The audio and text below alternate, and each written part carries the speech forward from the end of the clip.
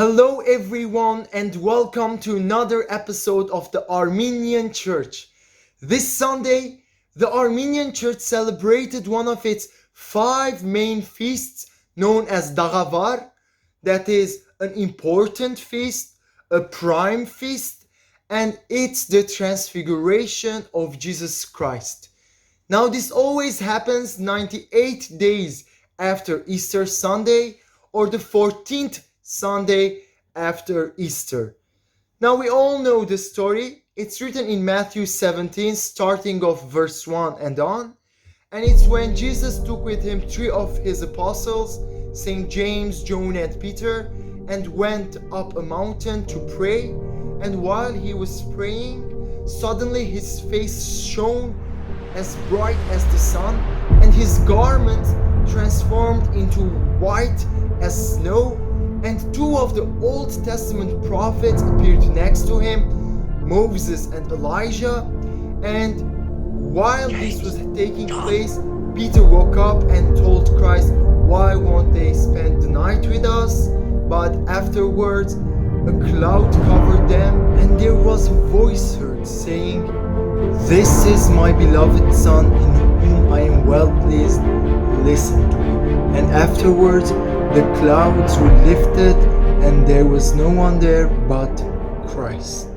Now, there's an interesting tradition that takes place during the Transfiguration, and it is so beloved and popular that a lot of times this feast is known by this name, and it's Vartavar.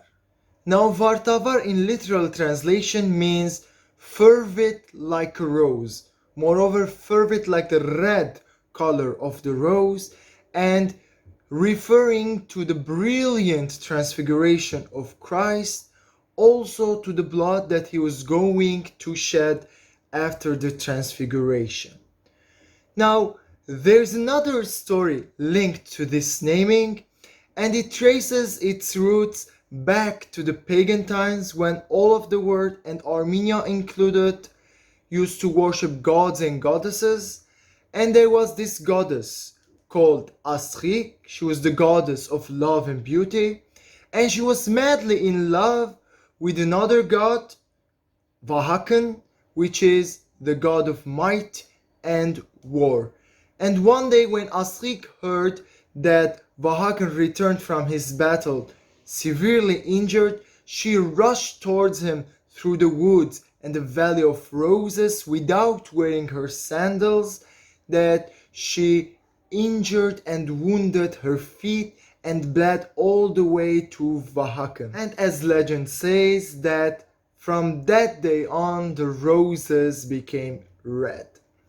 Now, the second part of this story is the renowned water fight, the renowned tossing water at one another, and again it traces its roots back to the goddess Asrik when she was bathing in a lake in Mush, currently in Turkey, that the hunters used to come and surround the lake, light torches, and observe her beauty, watch her while she was bathing, that she used to cast fog all around her to cover her beauty, to cover her body from the prying eyes of the hunters.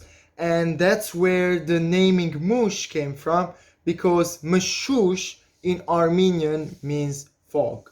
And after the fog, she used to cause immense rain, thus the renowned water fight tradition. That was all regarding the Transfiguration and Vartavar. I hope you enjoyed this video and found it interesting, and I sure hope you'll have the chance to experience this beloved tradition, and I'll see you in another video. Stay tuned.